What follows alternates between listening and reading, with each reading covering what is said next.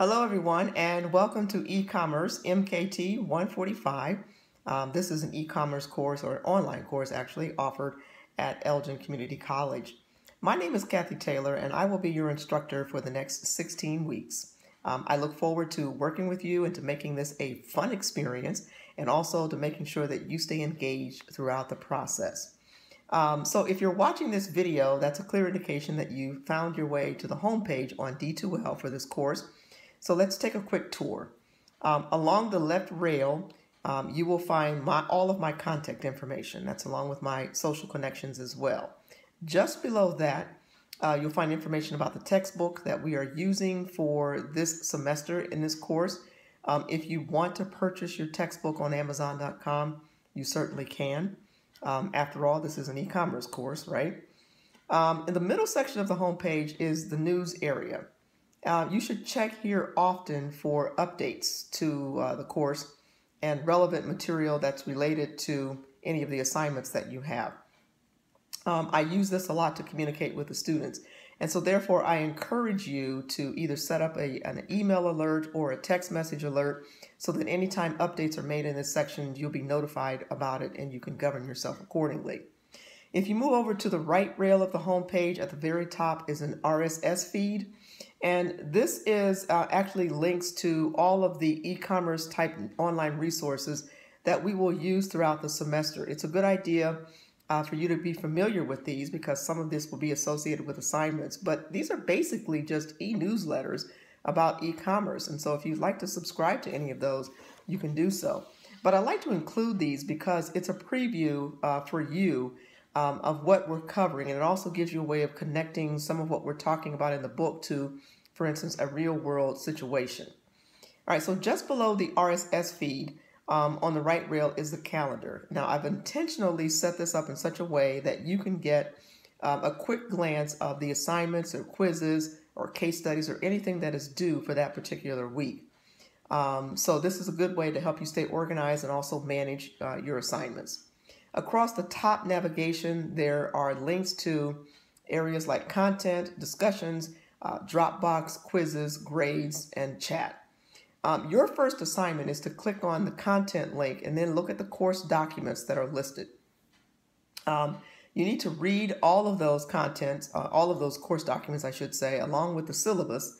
And after you've read those documents, you download what's called a course syllabus signature page. It's an electronic form which you can insert the date. It's a drop down for the date. You can also check off that you've read all of the courses, course material, I should say, documents. And then you can just type in your name, and that's your signature indicating that you've read it. Now, once you've completed it, then upload it to the Dropbox to get credit. Yes, I'm giving you credit just for having read the syllabus. All right. The second part of your first assignment is to go to the discussion board and introduce yourself. Follow all of the instructions and be sure to provide all of the requested information. This is how we get to know you, and this is how you get to know us. All right, so let me explain a little bit about how the course is set up. The course is broken into 4 modules, and in each module there are chapters that relate to the overall theme of the module. So for instance, the first module is called The Revolution is Just Beginning, and it explores the early beginnings of e-commerce along with the exploration of various e-commerce business model concepts that have been adopted by some well-known companies. It's important that you read each module in the course and follow the instructions. Typically what has happened in the past when I've done this course, students have come in and they've taken that quick glance look at the calendar and tried to complete all of the assignments without having read the module.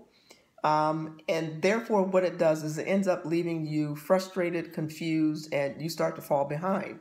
So I'm suggesting that you not take the quick and dirty route, but that you do indeed open up each module and read through the module and make sure you're following all of the instructions. There's also links to YouTube videos in each module, as well as case studies, assignments, links to the discussion boards if there are any associated with the content, and also a link to the chapter quiz. Now, there will be a quiz at the end of each chapter, okay? So all of the assignments, the quizzes, the discussion boards, everything associated with this chapter or even with this course will have a due date of Sundays at midnight. This is to help you with consistency and also to help you stay organized so that you're not having to wonder when is that next assignment due.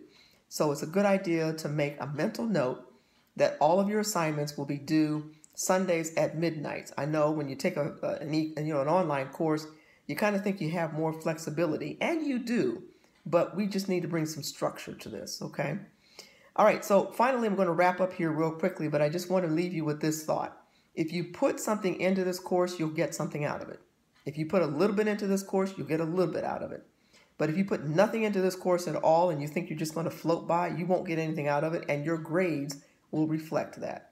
Okay, so I'm committed to making this an engaging experience for you, and I hope you'll be committed throughout the 16-week semester to gain some additional knowledge, something you didn't know before. Okay, all right, so let's make it fun. I look forward to engaging with you, to working with you, and if you have any questions, be sure to reach out to me. Thanks.